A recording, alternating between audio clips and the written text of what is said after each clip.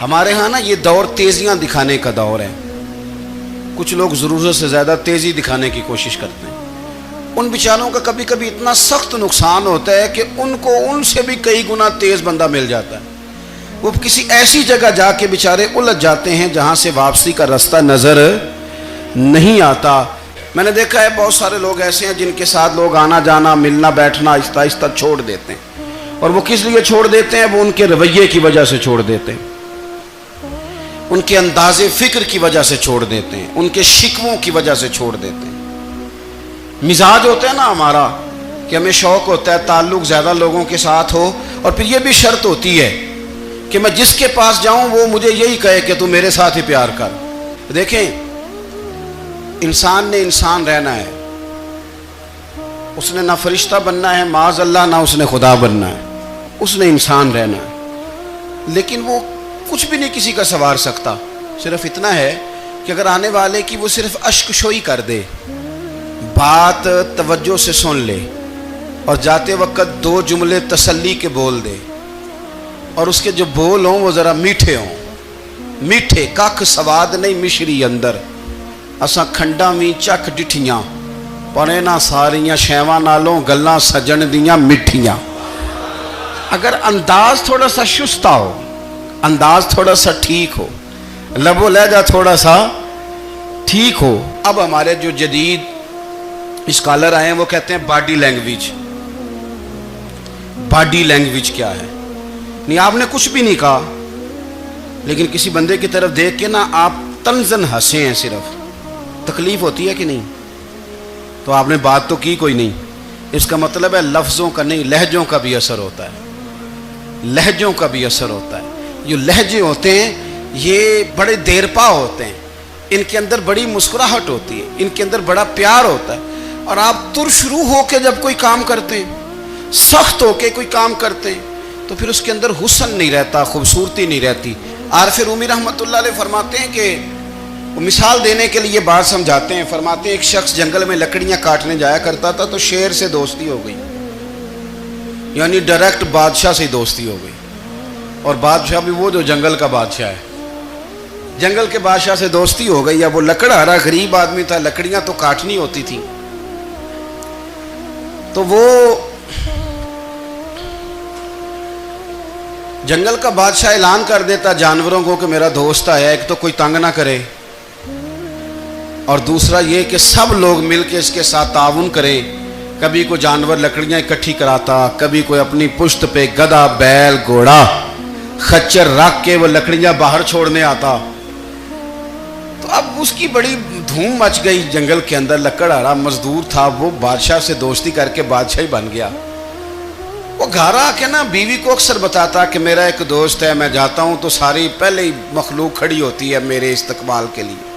دوستی جو بڑے سے ہو گئی ہے. بنا ہے شاہ کا مصاحب تو پھرے ہے اتراتا, وگرنہ شہر میں غالب کی آبرو کیا ہے. ہمیں تو پوچھتا ہی کوئی نہیں, یہ تو بنا ہے شاہ کا مصاحب تو پھرے ہے اتراتا, وگرنہ شہر میں غالب کی آبرو کیا ہے. تو وہ لوگوں کو بتاتا, بیوی کو بھی بتاتا دوست ہے. تو بیوی کہنے لگی اتنے تو تعریفیں کرتا, یہ نہیں بتایا کہ وہ جنگل کا شیر ہے, بس نیرا دوست بتا دیا. بیوی کہنے لگ گئی کہ تو اتنا جو اس کا ذکر کرتا ہے تو کسی دن بلا نا, بلا کسی دن تاکہ اس کی دعوت کریں. اب اس نے پھر نہ اس کو پردے میں رکھا. کیا کہتے ہیں آج کل, سرپرائز دینا ہے, ان کا سرپرائز دینا ہے جی. پردے میں رکھا کہ وہ شیر ہے. تو وہ بلا لیا گھر. اب اس کے لیے کچا گوشت, ظاہر ہے شیر نے کچا گوشت دکھانا تھا. وہ کہنے لگی پکانا کس طرح کا ہے؟ وہ کہنے لگا جب وہ آئے گا پھر بتاؤں گا. اب وہ کچا گوشت 2-3 بکرے ذبح کر کے ڈال دیے. وہ آ گیا شیر. عارف رومی کہتے ہیں جب وہ آیا نا تو اس کی بیوی نے دیکھا تو اس نے ایک سخت جملہ کہہ دیا. کہنے لگی اوہو, میں سمجھی تھی پتہ نہیں کون ہے, اس طرح کے درندے تیرے یار ہیں, کتے بلے دوست بنائے ہوئے ہیں, یہ کیا بات ہوئی؟ خیر وہ شیر نے سن لیا, گوشت کھایا, وہ چلا گیا. اگلے دن لکڑہارا لکڑیاں کاٹنے گیا تو شیر نے ملاقات کرتے ہی لکڑہارے سے کہا کہ یہ نا کلہاڑی اٹھا اور میری پشت پہ نا ایک زخم کر دے. اس نے کہا نہیں میں یہ کام نہیں کرتا، تو میرا دوست ہے۔ اس نے کہا سن بھائی، میں نے پیار سے کہا ہے تو مان جا، ورنہ میں ہوں شیر، میں نے تجھ سے منوا ہی لینا ہے، میں کوئی تکلیف دوں گا مناسب نہیں، تو کر۔ اس نے کلاڑی اٹھائی اور اس کی پشت پہ ایک زور سے زخم لگا دیا، خون بہنے لگا۔ اس نے کہا تو نے آج کے بعد آنا ہے، لکڑیاں کاٹنی ہے، تجھے کوئی کچھ نہیں کہے گا، بس یہ ایک حکمت تھی جو میں نے کیا ہے۔ قصہ مختصر، وہ آتا رہا، لکڑیاں ملتی رہیں، خدمت بھی ہوتی رہی، 6-8 ماہ گزر گئے۔ ایک دن شیر اس سے کہنے لگا یہ میرے ذرا بال اٹھا کے دیکھ، وہ جو تو نے زخم لگایا تھا وہ کہاں پہ ہے؟ اس نے وہ بال اٹھا کے دیکھا تو زخم ملا ہی نہیں، کئی جگہ پہ ٹٹولا کا، یار یہاں تھا یہاں تھا یہاں تھا۔ شیر نے پھر کیا کمال ہی جملہ کہا، اس نے کہا کہ وہ جو کلاڑی کا زخم تو نے لگایا تھا نا وہ مکمل ہو گیا، لیکن تیری بیوی کا جو لہجہ تھا اور اس کی جو تلخی تھی وہ آج تک میرے ذہن میں موجود ہے، وہ ابھی بھی مجھے تکلیف دیتی ہے۔ بات سوچتا ہوں مجھے اس نے درندہ کہا، اس نے میرے بارے میں اتنے کچے اور کمزور اور سخت جملے کہے، تو وہ بات مجھے بھولتی، وہ آج بھی میرے ذہن میں اسی طرح گونجتی ہے۔ تلخ جملے جو اس نے کہے اور خوفناک جو انداز اس نے اختیار کیا، وہ بات مجھے کبھی بھی بھولتی۔ تو آپ کے لفظ لوگوں کو بھول جاتے ہیں پر لہجہ یاد رہتا ہے اگر ہم اپنے لہجے پر تھوڑی توجہ ہی کر لیں۔ کچھ لوگ کہتے ہیں جی میرا جی روٹین ہی یہ ہے بات کرنے کی، تو یہ یاد رکھنا کسی وقت ایسا بھی ہوتا ہے کہ شیر کو سوا شیر مل جاتا ہے، پھر ایسا نہ ہو کہ آپ کی تلخی کی جواب میں کوئی اس طرح کی تلخی ہو کہ پھر آپ اس کو کبھی بھلا نہ سکیں۔ حضرت ہانی رضی اللہ تعالیٰ عنہ اپنی قوم کے ایک وفد کے ساتھ نبی پاک صلی اللہ علیہ وسلم کی بارگاہ میں حاضر ہوئے۔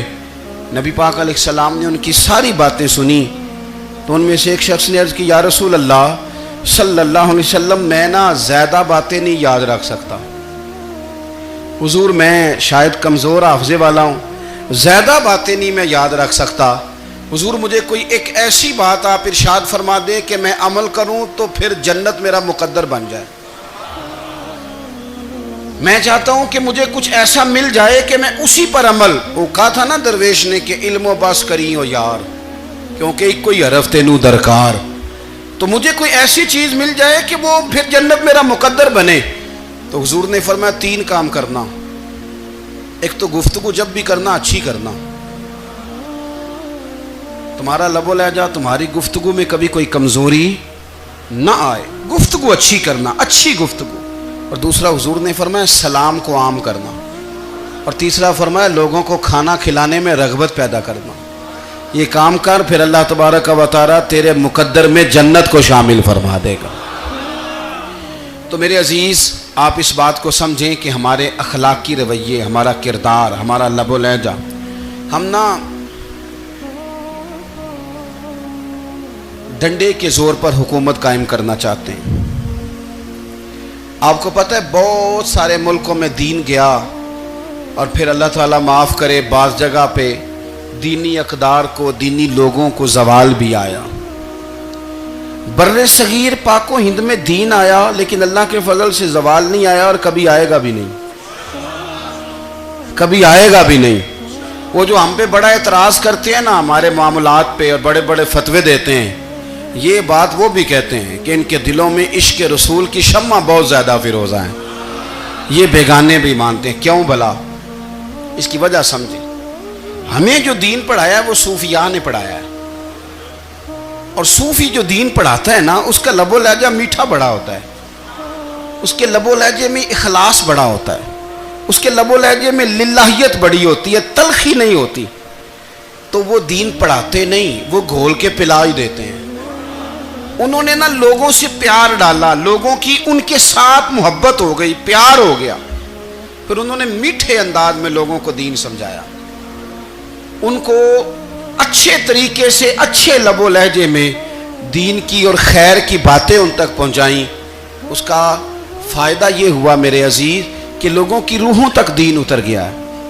ہمارے وہ بچے جن کی عمریں ابھی بالکل چھوٹی ہوتی ہیں، 4 سال 5 سال کی، وہ بھی رسول پاک کا نام لیتے ہیں تو بڑے وجد کے عالم میں لیتے ہیں۔ کیوں؟ اس لیے کہ ہمارے بزرگوں نے ہمیں اچھے طریقے سے، اس لیے نبی پاک صلی اللہ تعالی علیہ وسلم نے فرمایا کہ حسن اخلاق والا آدمی اپنے اخلاق کی بنیاد پر نفلی روزہ رکھنے والوں اور رات کو قیام کرنے والوں سے زیادہ فضیلت حاصل کر لیتا ہے، اس لیے کہ اس کا اخلاق، اس کا لب و لہجہ، اس کا انداز، اس کی گفتگو، وہ جو گفتگو اس کی ہوتی ہے وہ اتنی میٹھی ہوتی ہے کہ لوگوں کے دل نہیں ٹوٹتے، بلکہ بعض اوقات اس کی گفتگو کی وجہ سے جو غم زدہ آدمی ہوتا ہے اسے سکون مل جاتا ہے۔ تو اگر آپ بات کریں اور اس میں تھوڑی سی مٹھاس پیدا کر لیں، آپ تھوڑی سی بات میں نا مٹھاس، میرے ایک کلاس فیلو ہیں تو وہ تقریر کر رہے تھے اور میں سن رہا تھا، تو مجھے بعد میں کہنے لگے آپ تبصرہ کریں میں نے کیسی تقریر کی ہے۔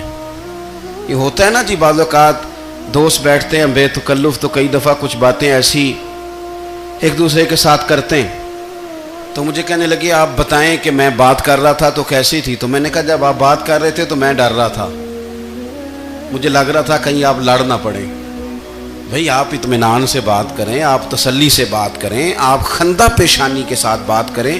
میرے نبی پاک صلی اللہ تعالی علیہ وسلم نے فرمایا، مسلم شریف کی حدیث ہے، حضور فرماتے ہیں نیکی کو کبھی چھوٹا نہیں سمجھنا،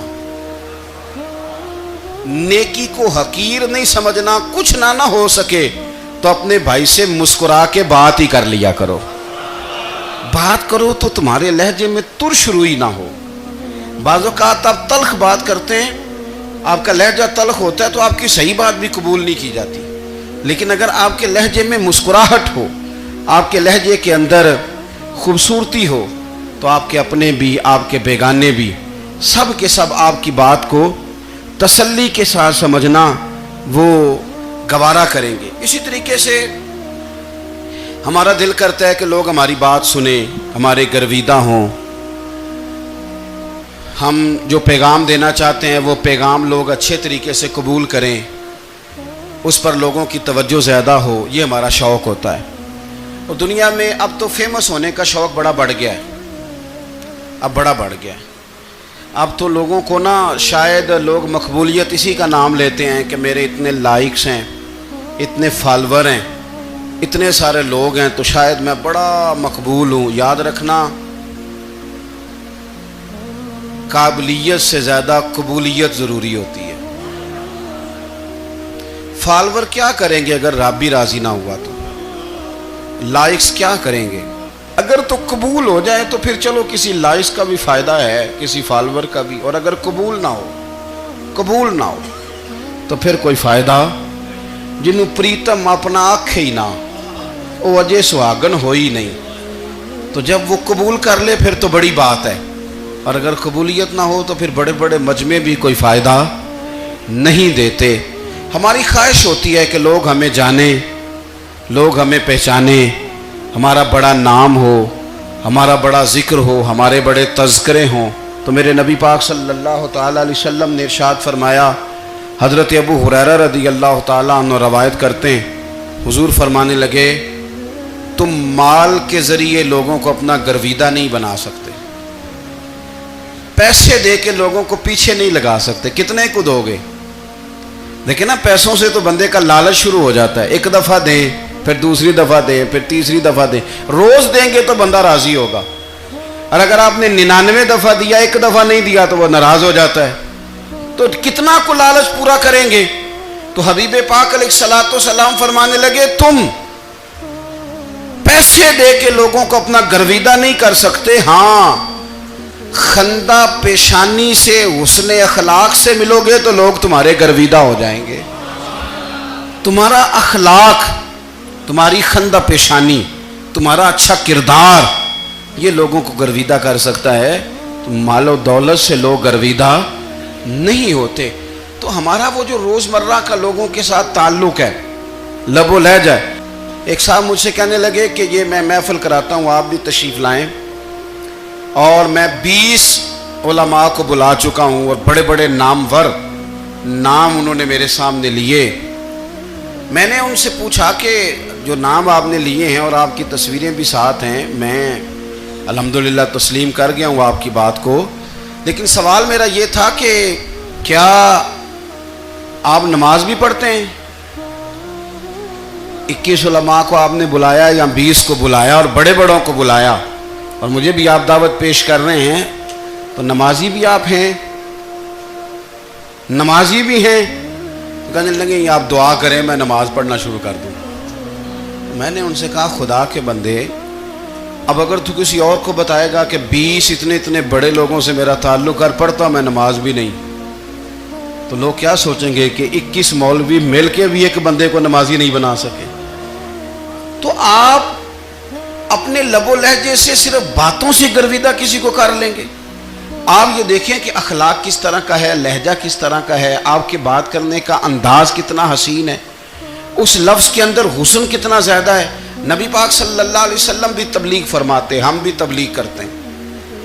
मैं और आप जब तबलीग करते हैं तो उस तबलीग के अंदर शिकवा होता है और तनकीद होती है, और बाज़ जगह मैंने ये भी देखा है कि तंज होता है, तंज। हम दूसरे को दीन की दावत रहे हैं, लेकिन हमारे लबो लहजे से तंज और तुशरुई छलकती है। तू दौलत के पीछे लग गया है, तू बिल्कुल जाहिल है, तू बिल्कुल, तेरे खानदान में से भी कोई नहीं इधर आता। आप तंज कर रहे हैं, आप दावत दीन नहीं दे रहे। दावत दीन तो गुलदस्ते में रख के पेश की जाती है, उसकी तो एक खूबसूरती है, उसका तो एक हुस्न है, उसकी तो अपनी एक जाज़बियत है, उसकी अपनी एक नूरानियत है। सहाबा इकराम अलैहिम रिदवान फरमाते हैं कि हज़रत साद बिन मुआज़ रज़ी अल्लाह तआला अन्हु का जनाजा था। अल्लाह के प्यारे महबूब सल्लल्लाहु तआला अलैहि वसल्लम ने जनाजे की इमामत फरमाई, और जनाजे की इमामत के बाद अभी ना कब्र के तैयार होने में कुछ टाइम बाकी था, तो हुजूर ज़मीन पे तशरीफ़ फरमा हुए। लोग कब्र की तैयारी में हैं। बाज़ौक़ात होता है ना अभी कब्र नहीं तैयार हुई, तो कहते एक लकड़ी के साथ हुजूर ने ज़मीन कुरेदनी शुरू कर दी, और देर तक हुजूर ने चेहरा नूर को ज़मीन की तरफ झुकाए रखा, गोया ज़मीन शर्फ़ दीदार हासिल करती रही। देर तक चेहरा नूर झुका रहा ज़मीन की जानिब, हुजूर ने रुख नूर को फेर लिया। सहाबा कहते हैं कि हम ना बड़े, जब हुजूर हमारे करीब होते थे तो हमारा ख्याल होता था कि रहमत की बरखा है, अपने अपने हिस्से का करम उड़ेल ले अपने ऊपर। फरमाते हैं मुंतज़िर थे कि हुजूर कब हमारी तरफ रुख अनवर फेरें और हम करीम से कोई बात सुन सकें। इरशाद फरमाते हैं कि हम बड़े शदीद मुंतज़िर थे। देर के बाद नबी पाक अलैहिस्सलाम ने चेहरा अनवर उठाया, देर के बाद चेहरा अनवर उठाया। ये देखिए तबलीग हो रही है, और जब हुजूर ने चेहरा अनवर उठाया तो आंखों में आंसू थे, रो रहे थे। और 3 दफा हुजूर ने फरमाया, चूंकि कब्र तैयार हो रही थी, 3 दफा नबी करीम ने फरमाया, लोगों कब्र आखिरत की मंजिलों में से पहली मंजिल है, इसकी तैयारी कर लो, इसकी तैयारी कर लो, इसकी तैयारी कर लो। 3 दफा हुजूर ने ये जुमले दोहराए। क्यों? एक मैं तबलीग करता हूं, पर उसमें न दर्द है, न रोना है, न वो लबो लहजा है। एक हुजूर दावत दे रहे हैं कब्र की तैयारी की, लेकिन उसमें आंसू हैं, उसमें खास रगबत है गुलामों के लिए। तो अपनी ज़िंदगी के अंदर जो हमारा अंदाज़े तकल्लुम है, हमारा अंदाज़े गुफ्तगू है, मैं कहा करता हूँ कि हम ना दीन के लिए जब कलाम कर रहे होते हैं तो शिद्दत होती है हमारे जुमलों के अंदर। बाद मकामात शिद्दत के होते हैं, आप जिहाद की बात कर रहे हैं, नामूस रिसालत की बात कर रहे हैं, तो किसी जगह आपके लबो लहजे के अंदर शिद्दत का हो जाना बुरा नहीं है, बल्कि वो अच्छा है। लेकिन मेरे अजीज़, हर वक्त ही कुछ लोग तलख हैं, उन्हें किसी वक्त भी आप उनसे मुलाकात कर लें वो लोग आपको परेशान ही नजर आएंगे।